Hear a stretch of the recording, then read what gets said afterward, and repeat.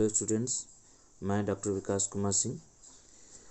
आज आप सभी को ऐसे टॉपिक के बारे में पढ़ाने जा रहा हूँ जो कि मेडिकल फील्ड का है। डॉक्टर्स जब अपने पर्चे पे दवाएं लिखते हैं तो दवाओं के साथ साथ कुछ कोड वर्ड यूज करते हैं जो मेडिकल का कोड वर्ड होता है। उस कोड वर्ड को सिर्फ एक मेडिकल स्टोर वाला ही समझ पाता है। उस कोड वर्ड्स को पढ़ता है और मरीजों को बता देता है कि कौन सी दवाई कैसे खानी है, सुबह खानी है, शाम को खानी है, रात में खानी है, पानी के साथ खानी है, दूध के साथ खाना है।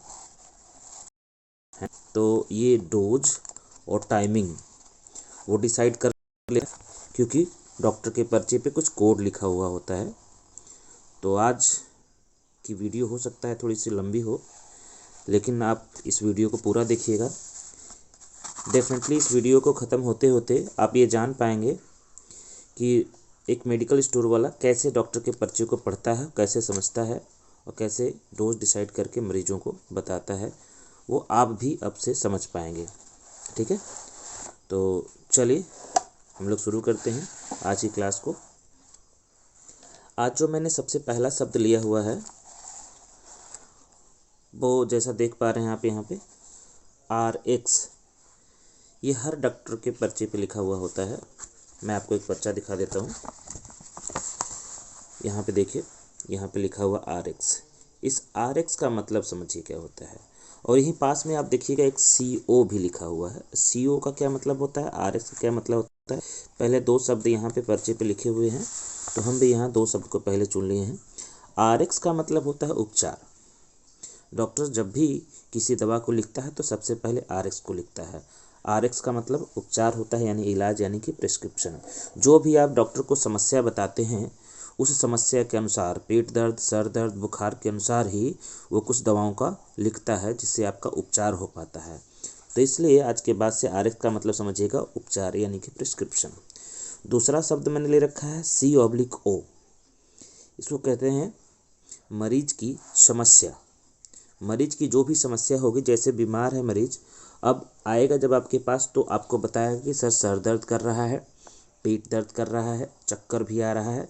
तो उसकी सारी समस्याओं को डॉक्टर एक हेडिंग के अंतर्गत लिखता है। वो जो हेडिंग होती है सी ऑफ का मतलब होता है कंप्लेंट ऑफ। कंप्लेंट ऑफ मतलब मरीज की क्या क्या समस्या है, क्या क्या कंप्लेन है। तो CO का मतलब कंप्लेन होता है। जो भी कंप्लेन होंगे मरीज को वो डॉक्टर लिखेगा। अब आगे ये तो हो गया प्रिस्क्रिप्शन का कि जो दवा लिखी जाएगी उसके पहले RX लिखेगा। जो समस्या मरीज बताएगा उससे पहले हम CO लिखेंगे कि मरीज की समस्या क्या है। तीसरा शब्द है OD। OD का मतलब होता है ओमनी डोज। ओमनी डोज मतलब एक बार। अगर कोई दवा लिखी गई है और दवा के आगे यदि OD लिखा हुआ है तो हम ये समझेंगे कि उस दवा को दिन में सिर्फ एक बार खाना है। वहीं अगर किसी दवा के आगे BD लिख दिया गया हो, दवा के अंत में BD लिख दिया गया हो, तो हम समझेंगे कि उस दवा को दिन में 2 बार लेना है। अगर TD लिखा है, कुछ डॉक्टर्स TD को TDS भी लिखते हैं, तो TD या TDS दोनों में कोई अंतर नहीं है। तो अगर ये लिखा हो दवा के अंत में तो हम समझेंगे कि उस दवा को दिन में 3 बार लेना है। 3 बार का मतलब सुबह, शाम, दोपहर, 3 टाइम ले सकते हैं। इसमें हम दिन में 2 बार लेना था BD में, तो हम सुबह शाम ले सकते हैं।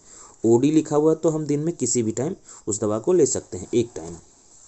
अब वहीं पे QD है, 6वें नंबर। QD का मतलब होता है दिन में 4 बार, यानी कि उसको 4 टाइम लेना है दिन भर में। अब AC का क्या मतलब होता है। जब डॉक्टर किसी दवा के अंत में AC लिखे तो AC का मतलब होता है उस दवा को भोजन से है। जैसे कुछ दवाएं होती हैं, जैसे कि गैस की दवा। गैस की दवा को हमें भोजन से पहले लेना होता है। या कोई मरीज अगर शुगर का है, शुगर का यदि कोई मरीज है तो वो सबसे पहले शुगर की अपनी दवाएं खाता है, उसके कुछ समय बाद अपना भोजन ग्रहण करता है। तो शुगर की दवा लिखी रहेगी तो उससे के अंत में लिखा रहेगा AC, यानी भोजन से पहले लेना है उसको। अगर पर्चे पर लिखा हुआ है PC का मतलब आपको समझना है बाद, यानी दवा खाना खाने के बाद उस दवा को आपको लेना होगा। यदि किसी दवा के अंत में लिखा हुआ है HS, तो HS का मतलब होता है रात में। कुछ दवाएं ऐसी होती हैं जो रात में खा करके सोना होता है, तो उस दवा के अंत में डॉक्टर लिखेगा HS, और मेडिकल स्टोर वाले इसको आसानी समझ जाएगा कि डॉक्टर है इसे रात में देना है। अब 10वें नंबर पर देखिएगा TW का मतलब हफ्ते में 2 बार। कुछ दवाएं ऐसी भी होती हैं जिनको हम रेगुलर यूज नहीं कर सकते, हफ्ते में 2 बार ही लेना होता है। जैसे एंटी फंगल वगैरह होते हैं, जो कॉर्न टैबलेट वगैरह के बारे में सुना होगा, फ्लुकोनाजोल, इसको हफ्ते में 1 या 2 बार आवश्यकता अनुसार दिया जाता है। तो दवा के अंत में अगर TW लिखा हुआ है तो हम समझेंगे कि वो दवा हफ्ते में 2 बार खानी है। यदि दवा पे SOS लिखा हो, SOS का मतलब होता है ज़रूरत पड़ने पर। जैसे जब डॉक्टर दवा हमें देता है तो दवा देने के साथ साथ कुछ एक्स्ट्रा दवाई भी दे देता है, जैसे कि कहता है कि ये बुखार की दवा रख लीजिए, अगर आपको बुखार चढ़े तो आप इसे खा सकते हैं, तो उस दवा पे SOS लिख देगा। तो मतलब हम समझ लेंगे कि जब ज़रूरत पड़ेगी, यदि बुखार आएगा तभी खाना है, बुखार नहीं आता है तो उस दवा को नहीं खाएंगे हम। अब अगला शब्द ले लेते हैं हम PRN। PRN का मतलब होता है आवश्यकता अनुसार। यहाँ पे ज़रूरत पड़ने पर मतलब उस दवा को रखे रहिए, जब बुखार चढ़ता है या जब पेट दर्द करता है तब पेट दर्द की दवा खानी है, अन्यथा नहीं खानी। बुखार आएगा तब खाएंगे, नहीं तो नहीं खाएंगे। और PRN यहाँ आवश्यकता अनुसार का कुछ अलग ही मतलब है। अलग क्या मतलब है?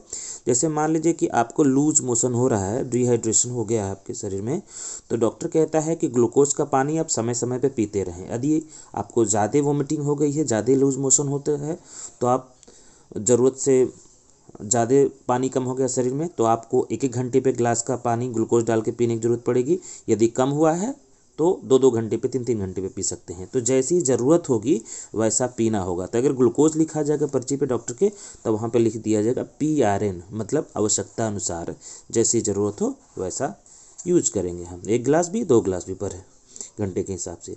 यदि पर्चे पे लिखा हुआ BBF का मतलब होता है नाश्ते से पहले, यदि कोई दवा खानी है आपको और उससे पहले, तो मतलब हम नाश्ता करने से पहले उस दवा को खाएंगे। यदि लिखा हुआ C, तो C का मतलब मेडिकल स्टोर वाला आसानी से समझ लेता है कि डॉक्टर साहब ने लिखा है C का मतलब के साथ। अब के साथ का मतलब क्या होता है? साथ में कुछ ना कुछ लिखा हुआ होगा। के साथ जैसे मलेरिया की जो दवा होती है उसे हम दूध के साथ खाते हैं, खाया होगा आपने या सुना होगा, दूध के साथ खाते हैं। मलेरिया की दवा बहुत गर्म होती है, तो गर्मी उसकी बहुत ज़्यादा नुकसान ना करे, इसलिए हम दूध खाते हैं उसके साथ में। तो अगर मलेरिया की दवा लिखी रहेगी तो C लिखा रहेगा, साथ में मिल्क लिखा रहेगा, तो मतलब समझ लेंगे कि दूध के साथ दवा को लेना है। आइए अब इस कड़ी में आगे बढ़ते हैं, देख लेते हैं कुछ अन्य शब्दों को भी।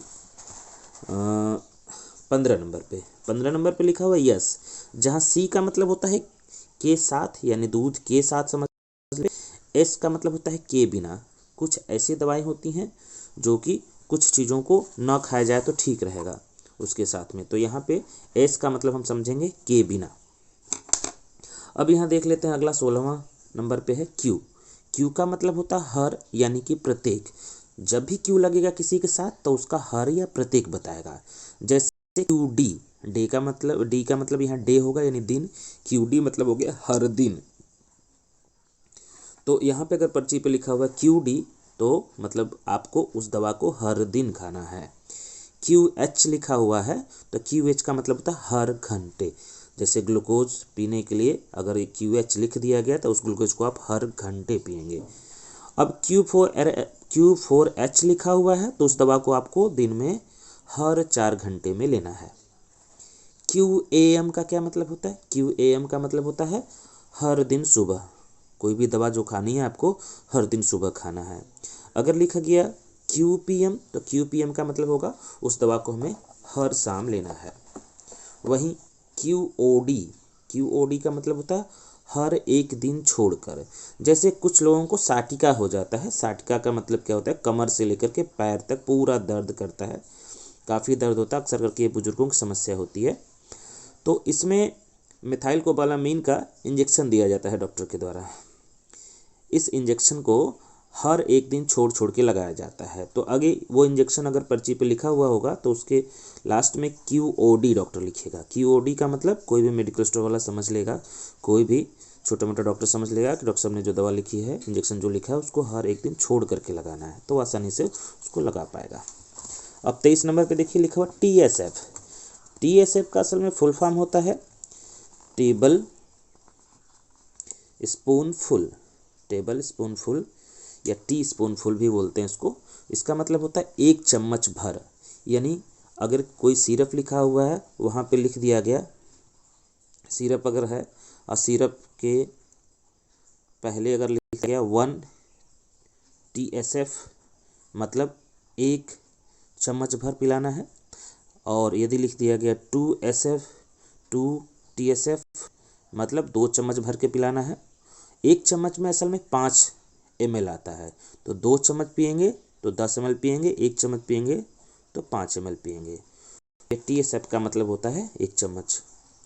अब देख लेते हैं कुछ जो इंजेक्शन आते हैं मार्केट में। हमने देखा होगा कि कुछ इंजेक्शन मांस में लगाए जाते हैं, कुछ स्किन में, है ना। तो ये ऐसे ही यूं ही कोई मेडिकल प्रोफेशनल व्यक्ति नहीं लगा लेता, ठीक है ना। पहले देखता है कि उस इंजेक्शन है, यदि किसी इंजेक्शन पे IM लिखा है तो IM का मतलब होगा वो इंजेक्शन मांस में लगेगा, क्योंकि IM का फुल फॉर्म होता है इंट्रामस्कुलर। यदि किसी इंजेक्शन पे लिखा हुआ IV तो उस इंजेक्शन को नस में लगाना होगा। तो जो भी डॉक्टर या जो भी नर्स होंगे, वार्ड बॉय होंगे, यदि किसी इंजेक्शन पे IV लिखा है तो उसको कभी भी मांस में नहीं लगाएंगे, है ना, उसे हमेशा नस में लगाएंगे, क्योंकि IV का मतलब होता है इंट्रावेनस, वहीं IM का मतलब इंट्रामस्कुलर। तो मांस वाला इंजेक्शन कभी नस में नहीं लगा सकते, नस वाला कभी मांस में नहीं लगा सकते। यदि ऐसा करेंगे तो काफ़ी पेनफुल होगा वो, और आगे चल के प्रॉब्लम हो सकती है, कभी कभी ये जानलेवा भी होता है। कुछ इंजेक्शन ऐसे होते हैं जिनको नस और मांस दोनों में यूज किया जा सकता है। मांस में यूज किए जाने वाले इंजेक्शन के बारे में बात किए तो दर्द पेन किलर का एक इंजेक्शन होता है डाइक्लोफेनाक, डाइक्लो बोलते हैं उसे हम यूज कर सकते हैं मांस में, तो वो IM इंजेक्शन है। वहीं IV के बारे में बात करें तो IV में ढेर सारे इंजेक्शन आते हैं, स्पेशली जितने भी एंटीबायोटिक्स होते हैं सबको हम नस में लगाते हैं। जैसे आपने सुन रखा होगा मोनोसेफ के बारे में। मोनोसेफ पे देखिए लिखा हुआ है IV और IM, मतलब IV मतलब इसे नस में भी लगा सकते हैं, IM मतलब इसे हम मांस में भी लगा सकते हैं। तो किसी भी इंजेक्शन को बिना देखे कोई डॉक्टर कभी भी किसी पेशेंट को नहीं लगाता। अब देख लेते हैं ID का मतलब होता है इंट्राडर्मल। तो जब डर्मिस में स्किन की एक लेयर होती है, डर्मिस, है ना, उस स्किन में जब हम लगाते हैं तो इसको कहते हैं इंट्राडर्मल। इंट्राडर्मल इंजेक्शन अक्सर करके इंसुलिन के इंजेक्शन जो होते हैं इंट्राडर्मल होते हैं, उनको लगाया जाता है। और बात कर लेते हैं SC का मतलब होता है सबक्यूटेनियस। ये ऐसे इंजेक्शन होते हैं जो कि स्किन की ऊपरी परत में लगाए जाते हैं, क्यूटेनियस लेयर में लगाए जाते हैं। इस इंजेक्शन में आपका जाइलोकेन आता है। जाइलोकेन ऐसा इंजेक्शन होता है जो ऑपरेशन करने से पहले पेशेंट को लगाया जाता है ताकि वो एरिया उसका सुन्न हो सके, ठीक है, तो वो नुकसान ना करे, इसलिए स्किन में ऐसा लगा के पहले चेक कर लेते हैं। रिएक्शन टेस्ट बोलते हैं इसे। हालांकि आपने आज इतने शब्दों को देखा, ठीक है, फिर से एक बार देख लीजिए। ये डॉक्टर के पर्चे पे लिखा होता है, कोड वर्ड है ये। अगर इस कोड वर्ड को आप अच्छे से पढ़ लिए तो डॉक्टर के पर्चे को देखते ही आप ये समझ सकते हैं कि कौन सी दवाई कब खानी है। इसी कोड वर्ड को एक मेडिकल स्टोर जानता है, इसलिए वो आपको आपकी डोज हर दवा की बता पाता है। चलिए, तो आज के लिए सिर्फ इतना ही। यदि आपको मेरी क्लास अच्छी लगी हो तो मेरे इस LMI प्लस चैनल को ज़्यादा से ज़्यादा सब्सक्राइब करें, शेयर करें, और हाँ, इसे लाइक करना ना भूलें। आप देख लीजिए इसको, ठीक है। तो इसका अगला पार्ट जो है, अभी तो इस पार्ट में मैंने आपको 27 वर्ड के बारे में बताया है, अगले पार्ट में फिर से लगभग इतने ही शब्द आएंगे। तब तक अपना ख्याल रखिएगा। Thank you.